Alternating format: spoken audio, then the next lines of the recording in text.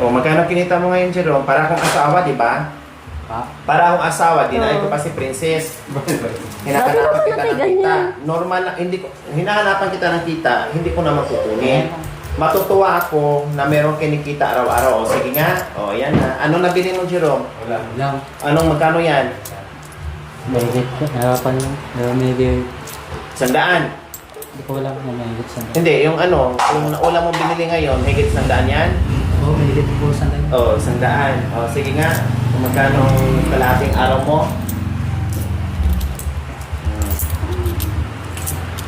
Bari yan mga kabay, pero minsan kasi may 20, 10, 10, 10. Kaya makakarami din.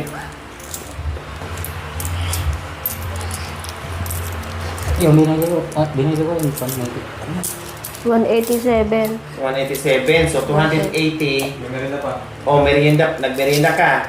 O, so 300 ang isang ang kalahating araw niya mga kabayan. So hindi pare-parehas, more or less nga po, 300, 400. O di ba? Dali lang. Siyempre, lalabas pa mamaya. O, Dali lang po. sige. Ilagay ko lang to. O, di ba? Ang laking bagay. Diyos ko, ang sarap sa pakiramdam, Jerome, na kahit napapagod ka, na meron ka ng ipon-ipon. Ang sarap sa pakiramdam. Kasi yung, sige ka ako, napagod ka, pagod mo ng bahay mo, maghapon, wala kang naitabi ni piso, ang bigat sa katawan. Pero kung meron kang naitabi, ay nako, tanggal ang pagod mo, Jerome. Kasi inisip mo meron kang natatabi. Pero kung ubos-ubos lahat, araw-araw napapagod, ubos-ubos din lahat. Okay, sige po mga kabayan, mag-usap po kami ulit ni Jerome and Princess po mga kabayan. Kasi nga, buhat nung nag-usap kami noong nakaraan, ay nagpursige na po sila sa pagtabi-tabi. Hindi naman ibig sabihin po mga kabayan na lahat ng kita nila sa araw-araw ay itago nila dito, syempre. Dahil bawasan pa nila yun sa pagkain, no? Yung kailangan nila sa araw-araw. Kung ano yung sobra, yun ang itatabi. Para maipon sa loob ng isang buwan, malaki din po yun. Kahit sabihin mong pa isa-100, pa 60, pa 50-50 sa isang buwan. O, biro mo sa isang buwan, kung 100, 3,000 kaagad. Kung 50, 1,500 kaagad. Hindi mo mamalayan, isang buwan na pala, nakaipon ka na ng ganong pera. O, di ba? Magulat ka lang, oh, malaki na pala na ipon ko, oh, malaki na pera ko. Ang sarap pala sa pakiramdam na habang nagtatrabaho, napapagod ka, na meron ka nakikita na naitabi mo. Di ba? So, ayan po, nagpupursige sila ngayon sa pag-iipon, mga kabayan, gaya ng sinabi ko sa kanila noon at nabanggit ko ni Princess and Jerome, na mag-ipon sila, kukuha sila ng account, mga kabayan, no? Kukuha sila ng account para kahit papaano, yung naipon nila dito, halimbawa po mga kabayan, sa isang buwan, yung naipon nila dito sa loob ng isang buwan, i-deposit nila buwan-buwan doon sa account nila. Sabi ko nga, ilibre ko na kayo, ako na kukuha, ako na magbayad sa passbook. Pag kumuha kayo ng account, ako na magbayad. Basta maitabi nyo lang yung ipon nyo buwan-buwan. Kasi hindi naman pwedeng, pag napuno to, hala, dyan lang ilagay nila sa Durabox. No, mas mainam na ilagay sa bangko, mga kabayan, para talagang sure na hindi magagalaw. Diba? Katulad dito, pa 20-20, pa 10-10, pa 5-5. Kung mapuno to sa isang buwan, mga kabayan, kung straight araw-araw na merong maitabi dito, pinakamababa 50, 100, ang laki nun. Baka magulat sila pag binuksan ng mga kabay, more or less nasa 5,000 na or 4,000 sa isang buwan. O kahit sabihin natin 3,000 na isang buwan, ang laki. Sa loob ng isang taon, magkano din ang pera mo sa bangko, mga kabayan? At pagdating ng panahon, may pera ang bunso nila na mag-aaral at may pera si Rudy pagdating ng panahon kung kailangan. 'Di ba? Kasi hindi habang buhay o araw-araw, Jerome, Princess, na hindi kayo magkakaproblema. Darating ang araw na magkakaproblema kayo na walang asahan, tapos walang ipon. So, paano? Kawawa. Wala kang madukot, kumbaga. Wala ka man lang madukot ni piso, di ba? Lalo po sa emergency. Yun na nga, emergency. Anong mangyayari doon kung emergency? Di talaga natin masabi dahil may mga anak kayo eh. talagang pagdadaanan yung emergency. Di ba?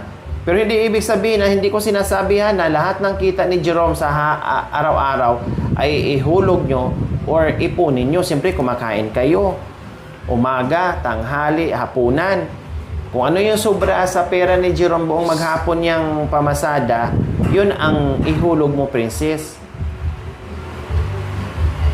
Okay ba sa inyo, Princess and Jerome, na makapag-ipon kayo ng ganito-ganito?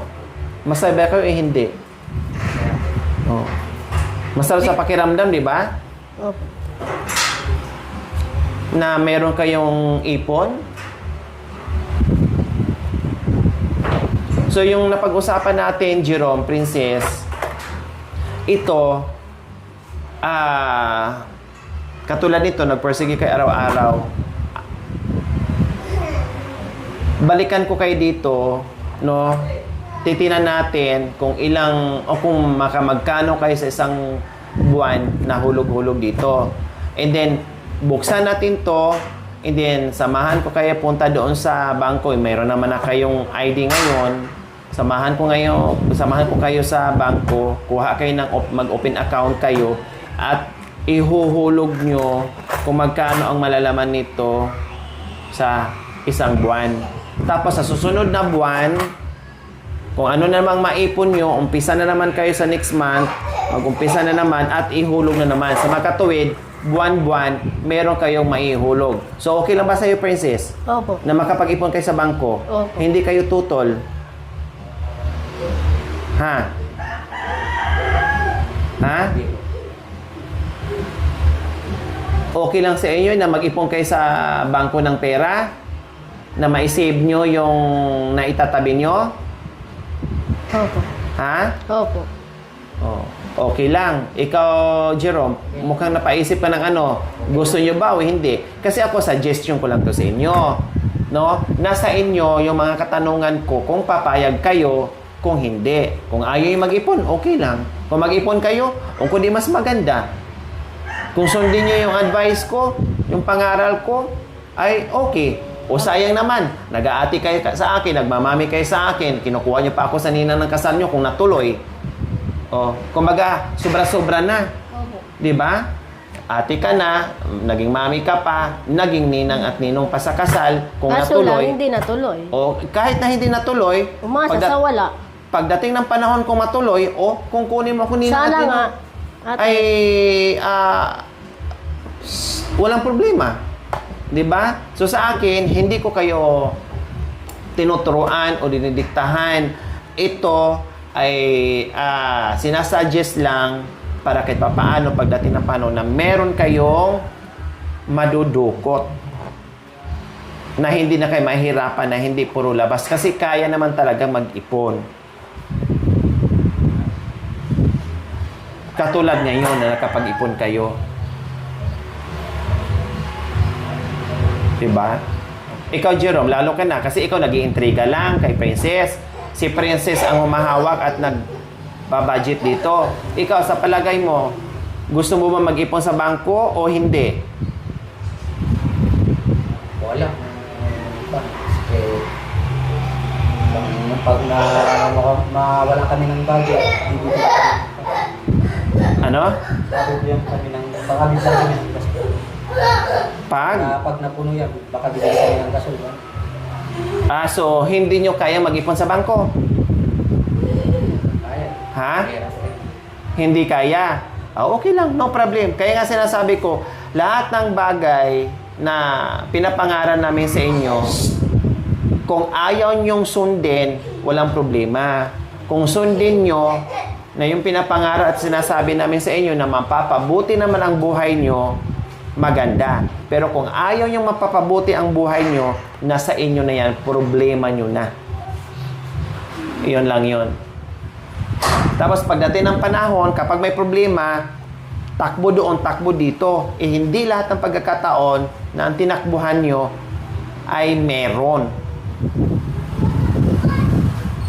At lagi ko nang sinasabi sa inyo, huwag kayong umasa sa ate at kuya sa oras na meron kayong problema, kaya tinuturuan kayo kung paano mag-ipon para pagdating ng panahon na may problema, meron kayong madudukot. Dahil hindi lahat din ng atin nyo na tuwing punta nyo na merong maibigay. Paano kung wala din siyang maibigay, kung kailangan din niya? Kung may emergency sa anak nyo, saan kayo pupunta? Ano gagawin? Pwede naman po. Ha? Pwede naman po. Oh. Kasi yung sinasabi niya kung bawal sa inyo, para sa inyo kasi yun, hindi naman para sa kanya, para sa nilubuti ng pamilya niyo, ng buhay niyo. Lalo, palaki ng palaki si Jake, talagang mag-aaral yan. No? Ayaw niya na, may ipon kayo, may madudukot kayo, kung kinakailangan may babayaran, di ba? Kung wala kayo na ipon yan sa buong bulsa niyo. Kaya maganda yung sinasabi ni Madam na mag-ipon kayo din sa bangko. May kahit kaunti, kahit hindi naman kalakihan. O kahit 1,000, buwan-buwan, yung mga, kung ano nga yung mga tira-tira nila. Halimbawa, sa umaga, bili sila ng ulam, bigas, meron naman silang bigas. Then, bili sila ng kailangan nila, mga sabon, ganon. O, tapos, babiyahin na naman siya ng hapon, meron na naman. So, lahat ng gastos nila, o lahat ng kailangan na bilhin nila, kung ano yung sobra, 100 o 50, malaking bagay yun sa isang buwan. Kahit 50 lang po, 150 Oo. lang isang buwan. 1.5 na kaagad yun, kahit 50. Oh. No problem. Or mag-ipon kayo, ganito lang yun, Jerome. Mag-ipon kayo na i-save nyo sa bangko or mag-ipon kayo para sa mga bill, tubig, kuryente, gasol. No problem. Basta magampanan nyo yung mga bills nyo dito sa bahay. Wala naman problema. Suggest ko lang naman din to sa kagustuhan na meron kayong ipon sa bangko. At higit sa lahat, ipon para sa kuryente, tubig at gasol. Kasi ang gasol, kailangan hindi mawawala yan, Jerome. Kasi kawawa ang ano mo. Kawawa ang biyahe mo. Kawawa. Jerome, tanong ko sa iyo ha. Honest ha, nagyuyusi ka, no? Ngayon, walang sinungaling dahil baka mapicturean kita or maipakita ko sa picture, magugulat ka. Nagyuyusi ka pa paminsan-minsan. Dito, hindi kita nakikita. Oh. Pinaglaban pa kita. O nangatwiran pa ako. Sabi ko, si Jerome, hindi ko nakitaan na may buti dito sa loob ng bahay. Hindi ko rin nakitaan si Jerome na umiinom dito sa bahay. At hindi ko rin ito nakitaan na lasing. At hindi ko rin ito nakitaan na nagbitbit ng yusi. Hindi ko rin nakitaan na, or hindi ko rin naamoy yusi. Totoo naman, kasi hindi ko naman naamoy. Unless na siguro kung ikis ko si Jerome, maamoy ko. O hindi naman. Pero ang yusi kasi, kahit malayo ka pa pagpasok mo dito, maamoy ka na. Pero ito, hindi naman talaga. Alam nga gagawa ako ng kwento, ay si Jerome, lagi kong naano yan, amoy alak, amoy yusi. Hindi ko naman talaga naamoy. Ayaw ko naman din gagawa ako ng kwentong ganyan. Gusto ko naman magiging fair din sa kanila. Ayaw ko naman din sa gawaan ng kwento. So wala. 'Di ba sabi ko sa iyo, Ate Marie Chris, na hindi ko nakita si Jerome na uminom. Kaya lang, tinanong ko ngayon si Jerome, ay nagyuyusip pa din. At nakita ko rin si Jerome doon sa na nagyuyusi. At hindi lang ako nakakita, yung ibang tao plus si Ate Marie Chris nakakakita din. Kaya mas maganda na magsabi si Jerome ng totoo. Pero sabi ni Princess, hindi daw. O di ba sabi mo kanina, Princess, hindi siya nagyuyusi? O, ngayon, inamin na niya. Nagyuyusi pala siya. Hindi mo naamoy? Hindi po. Baka nagkikindi ka, Jerome? Pagkatapos nagkindi ka? Tinawag po sa akin din sa labas. Ha? Tinagtanong po sa akin sa labas. Ngayon? Okay. Nung lumabas ako. Bakit hindi ka naamoy ni Princess? Nagkikindi ka? Or naghuhugas? Naghuhugas ng kamay? Siyempre, maamoy ka ni Princess kasi ako ganun nun. Naamoy ko yung bibig, amoy yusi. Hindi niya naamoy? Or naamoy mo, hindi naamoy? Dahil hindi mo na rin kinikis si Jerome or hindi ka na rin kinikis kaya hindi mo naamoy. Walang problema doon mga kabayan. Kung mag-inom si Jerome, walang problema. Basta marunong mag-control na hindi lahat ng kita napunta sa inom. Sabihin natin, isang linggo, isang beses, no problem, sige. Basta, dito sa bahay, hindi yung barkada na makahanap pa ng kaaway at problema. Kung mag-UC siya, sige, kung yan siya eh. Naghanap buhay siya eh. Basta para matustusan niya yung gusto niya. Pero, kailangan marunong ka rin mag-control. Kasi kung hindi, hirap ka na sa buhay, hindi ka pa marunong mag-control sa bisyo mo. Ang kita mo, ang pinagpaguran mo, napunta lang sa bisyo. Paano yung mga bata? Hindi naman natin pwedeng pagbawalan na wag talaga. Iyan yung gusto niya, yun yung bisyo niya. Ang sa atin lang, wag kontrolin dahil kawawa, imbis na pambili ng pagkain, napunta pa doon. Magkano ngayon stick, Jerome? Magkano ngayon isang stick ng sigarilyo? 4. Anong klaseng sigarilyo? Yung mumurahin. Kasi yung iba, 10 na ngayon, di ba? 8 or 10, no? Oh, medyo ano na nga, mataas na. O kung maka-4 ka, kung makarami ka, okay lang kung 1, 2, 3, hanggang ganun lang. Isa sa umaga, isa sa tanghali, isa sa gabi. Eh kung makarami ka, yung patay sindi, sayang din yun. O, kaya nga sinasabi kita, hindi naman kita pinagbawalan. Iinom ka, yuyusi ka, hindi kita pinagbawalan na hindi namin kinukontrol yung sarili mo. Nandito lang kami para mag-guide kung ano yung pwedeng baguhin at ulitin, ay i-apply nyo sa sarili nyo. Kasi para gagaan at makaipon kayo. Kasi pinarangka na kayo na ang pagtulong depende sa sitwasyon. Bigyan kayo ni Ate Marie Chris kung emergency, kung kinakailangan. Pero kung mga ano-ano lang, siyempre hindi na. So okay lang ha, wag kayong mamblema, wag kayong ma-pressure. Kasi sinabi ko na kung anong maipon nyo buwan-buwan ay ilagay sa bangko, ako mag-open account. Pero kung ayaw nyo, walang problema din. Ha? Ang siguraduhin nyo is bill sa tubig, bill sa kuryente, at gasol at pagkain nyo. Walang problema kung ayaw mag-ipon. Pero kung kaya nyo mag-ipon na meron pang sobra para pang bangko, aba, masaya kami, masaya ang viewers, matuwa ang mga sponsors, matuwa kami ng atin nyo na nakayanan nyo na may ipon kayo. Kung gusto nyo ha, kung gusto nyo, pero kung hindi, wala kami magagawa. Tama? Ano mensahe mo sa kanila, Ate Marie Chris, sa mga sinasabi? Hindi oh. Huwag niyong ikasama yung mga araw na yung magandang sa inyo kasi para sa inyo rin yun eh. Hindi naman para sa amin. Sabi ko sa iyo, lagay mo sa puputin niyo, huwag dyan sa tanampakan niyo. Ipasok niyo lahat dyan sa isipon niyo yung mga pinagsasabi ni Mata, yung mga tinuturo namin. Kasi para sa inyo talaga yan, hindi naman talaga para sa amin, sa ikabubuti niyo, sa kaiundag ng buhay niyo. Sa Jerome, kung sana pwede makiusap kayo na. Kasi sabi sa akin ni Ading ko kanina, pinamusta ko siya. Ang sagot niya sa akin, halos ayaw pa niyang sumagot sa akin eh. Ang sagot niya sa akin, parang yung pakiramdam niya, nag-iiba na naman. Parang bumabalik na naman daw yung niya, sakit niya. Tinanong ko kung bakit. Nag-iusin na naman ba si Jerome? Sabi ko, hindi, sabi naman niya. Ngayon bumanda ang buhay, bahay niya, sabi ko, dapat, hindi siya nagkasakit. Inungang marami, hindi na...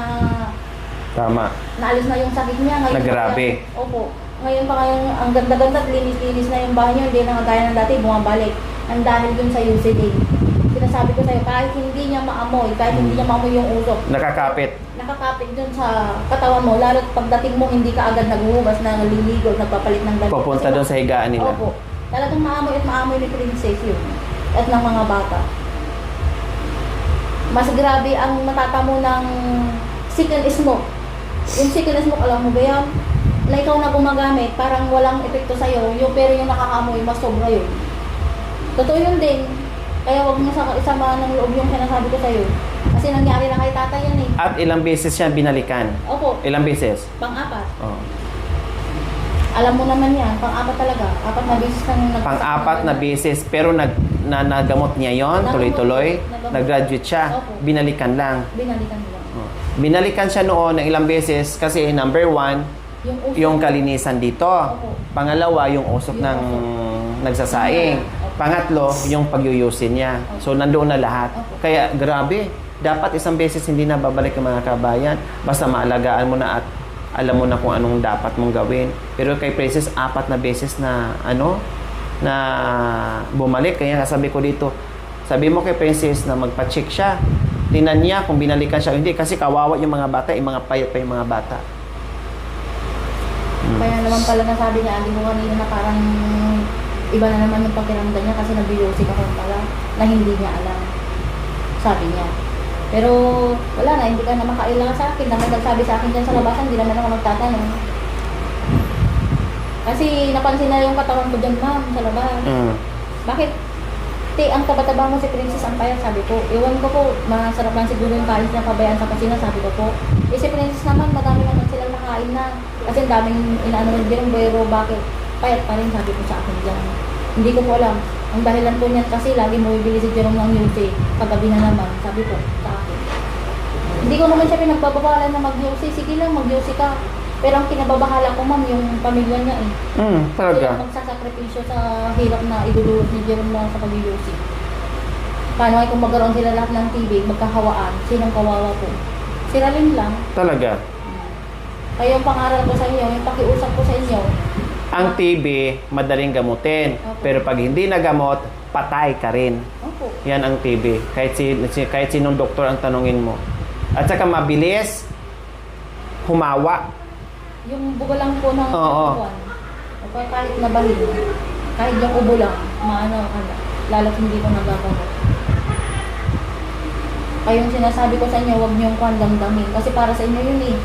Hindi naman talaga para sa amin ni Madam. Pasalamat pa nga kayo, andyan si Madam Lori. Ding. Kahit sa lahat ng ginawa niya. Opo. Lalo't ganyan pinapakita ko yung mo kay Madam, nakakaya din. Kaya yan ang baguhin mo. Magbago ka. Kasi para sa iyo rin lang eh, kasi tumatanda ka na hindi ka pabata. Gusto mo ba na lumaki yan si Diklik na makita yung ganyang pag-uugali mo? Gayahin ka niya? Pasalamat kang andyan si Madam O. Na nagagabay sa'yo, nagtuturo sa'yo ng mabuti at magandang asal. Lalo na sa pakikitungo sa tao. Oh, di ba? Hindi na natin naranasan na may nanay na nagturo sa atin na lumaki tayo lang. Oh. O bakit ngayon ganyan ang pinapakita mo? Parang pinapakita mo talagang wala kang kuwan. Kaya baguhin mo yun.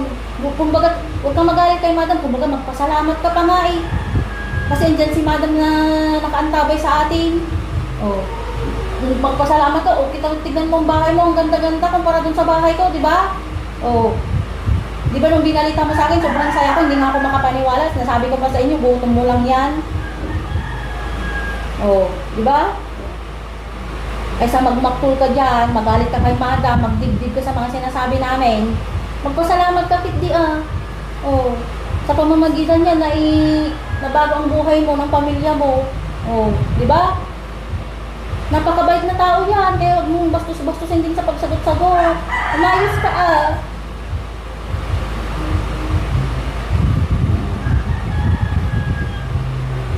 Aminin mo man sa sarili mo, hindi. Nakikita. Nakikita ng mga tao. Lalo na ako din. Ako pa mismo nangiiyak. Ngayong pag-uusap natin dito, de. Nahiya ako kay Madam kaya hindi ako umiimik-imik.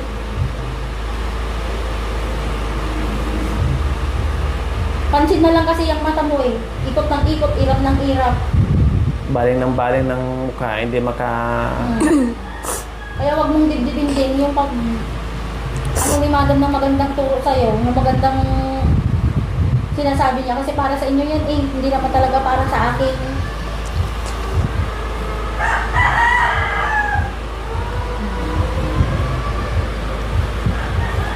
Okay, sige. Ayan po mga kabayan. No? Kahit pa paano, ay hindi pa rin kami nagsawa ni Ate Marie Chris sa pag-advise, pagbigay. Yung ano ba, sinusubukan namin na baguhin yung mga mali na akala nila ganito, ganyan. Kasi nga, hindi sila lumaki sa pangaral mga kabayan, kumbaga. No? Ay nandito pa din, na kahit pa paano, ay umaasa na mabago unti-unti ni Princess na hindi man agad-agad ngayon kahit pa paano mabawasan niya yung pag-uugali, yung asal niya mga kabayan. Okay, sige po mga kabayan at meron kami pag-usapan muli. Abangan niyo po mga kabayan. Thank you for watching. Don't forget to like, share, and subscribe.